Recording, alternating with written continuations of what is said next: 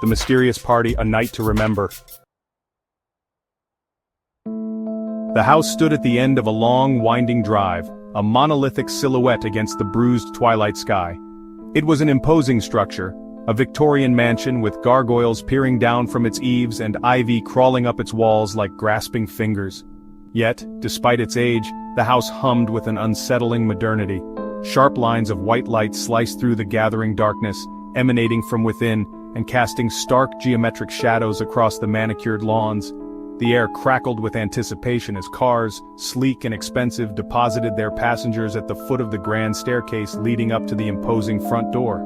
The guests, a mix of the city's elite, moved with an air of practiced ease, their laughter and chatter echoing in the stillness of the night. Tonight was a night for masks and secrets, a night for forgetting the mundane and embracing the allure of the unknown. Tonight was a night for Cormac Desner's infamous party. Relax, old man, it's just a party. David adjusted his bow tie, a nervous tremor running through him. He was out of his depth here, a minnow swimming among sharks. Beside him, Ben threw back his head and laughed, the sound loud and boisterous in the otherwise hushed atmosphere of the limousine. Easy for him to say.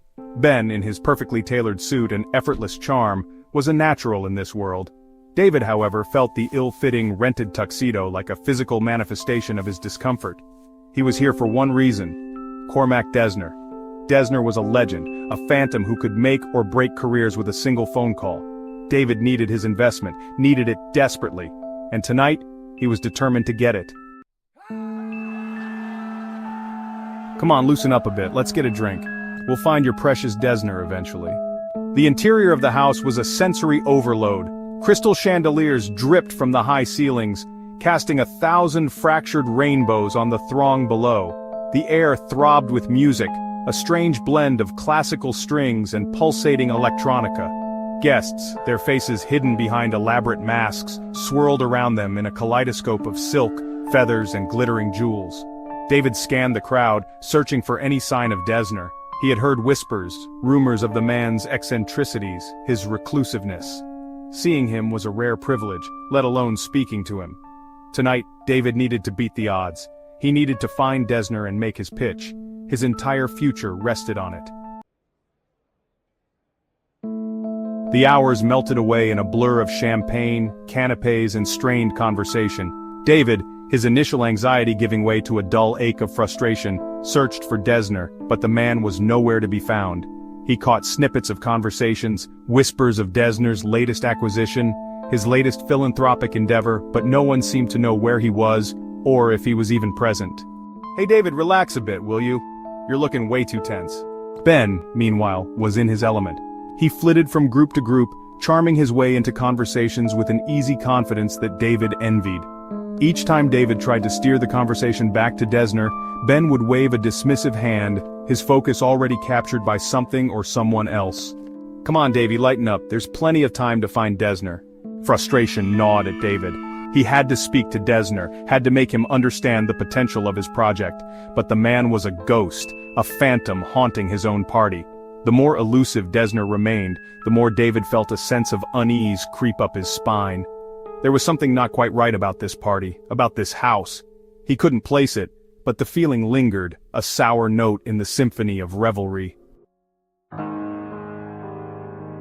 Ben's laughter grated on David's nerves. It was too loud, too boisterous, a jarring counterpoint to the otherwise subdued conversations around them. He was drawing attention and not the kind David wanted.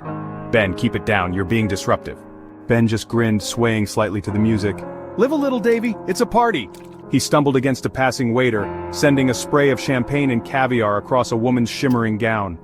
The woman gasped, her companion shot Ben a venomous look, but Ben, oblivious or uncaring, just laughed and staggered away. David closed his eyes, rubbing his temples.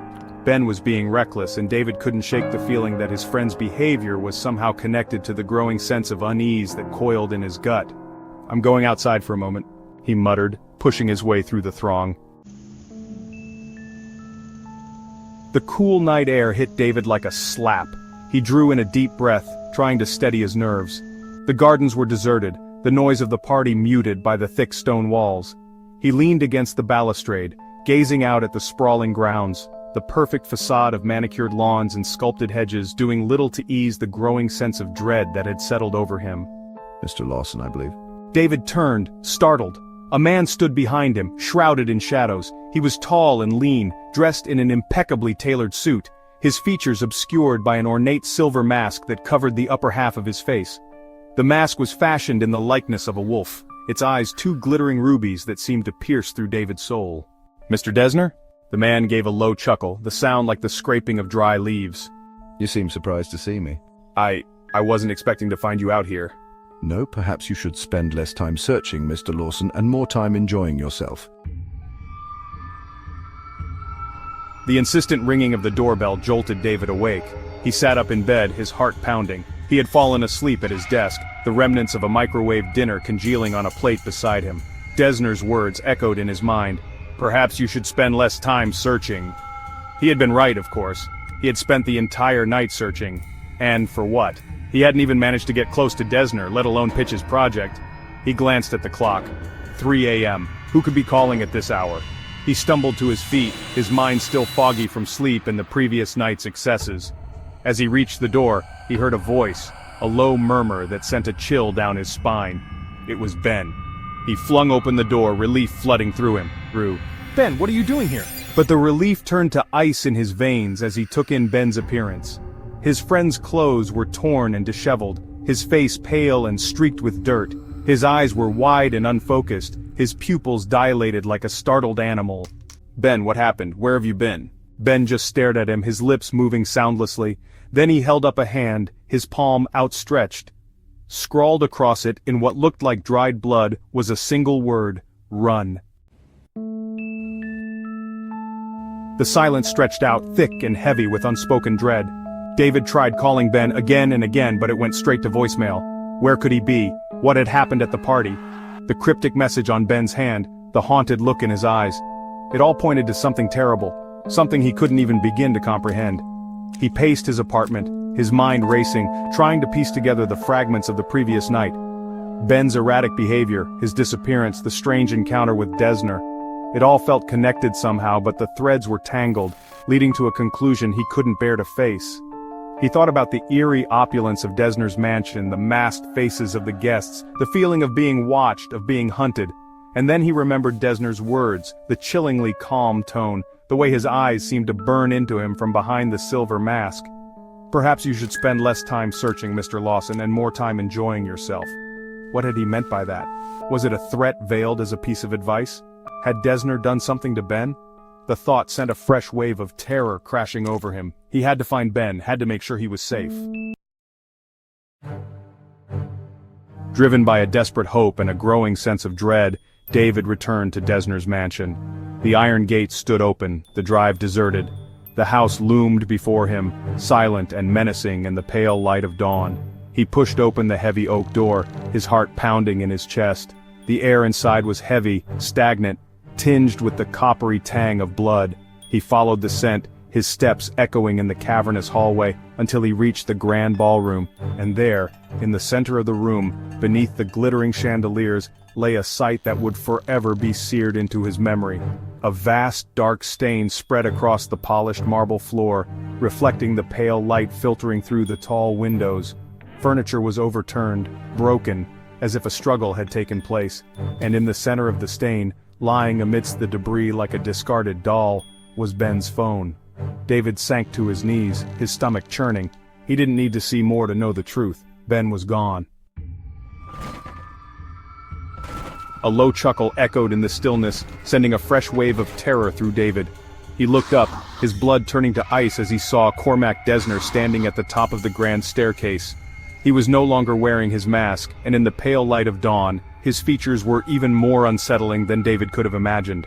His face was handsome in a cruel, predatory way, his eyes glittering with an inhuman hunger. Looking for your friend, Mr. Lawson? David scrambled back, his voice a dry croak. What have you done with him? Desner descended the stairs, his movements fluid, graceful, like a predator stalking its prey. He was indiscreet, and now he's no longer of any concern. He stopped before David, his shadow falling over him like a shroud. You see, Mr. Lawson, he said, leaning down, his voice a sibilant whisper, I have a particular taste. And your friend, Well, he was simply too tempting to resist. David looked up into Desner's eyes, into the depths of their inhuman hunger, and he understood.